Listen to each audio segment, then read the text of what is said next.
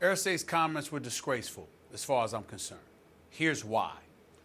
This is an individual that decided to part ways with Peyton Manning for the future that is Andrew Luck. We all understand that. We don't deny it. I know I agreed with the decision.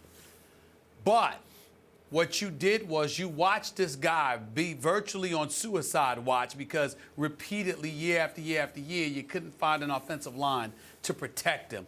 Getting sacked like 100 times in 3 years, getting hit additional 70 to 75 more times. This is your franchise quarterback. You failed to protect him. So much so that even when you went 11-5 and you won a relatively weak AFC South division, people had question marks about you. Then over the last 2 years, you've gone 8-8. And one of those years, Andrew Luck had to be out because he had a bevy of injuries that included a lacerated kidney, considering the punishment that he was subjected to.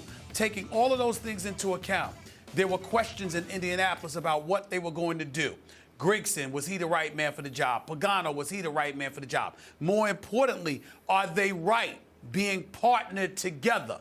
What does Irsay go and do? He meets with them, they hugs one another, sings kumbaya to everybody, and the next thing you know, not only does he retain them, but he gives them contract extensions. Now, the following year, which was this offseason, he finally comes to his senses and he lets go of Grigson. But everybody felt like that was 2 to 3 years too late. You had players in the locker room, on the squad, going on Twitter saying, thank God, couldn't have happened to a nicer man. I'm paraphrasing, but that was their mentality and their attitude about Grigson being let go, which means it was something that they had articulated in the past. Irsay clearly had ignored them and ultimately sacrificed the franchise and, more importantly, the franchise quarterback because of his own individual ego. So to then sit there and to look at the fans in Indianapolis and after all of this have the temerity, the unmitigated gall to ask them, be patient? Patient for what?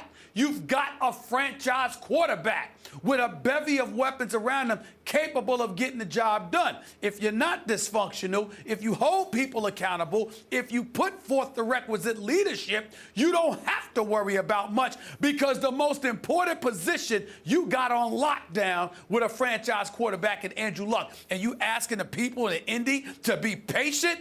He's insane. They should sit up there and throw yellow cake at it for something. Do something about it because I don't even want to hear all of that nonsense. There's no time for patience. And in that division, you got to get it done now. You should be contending now.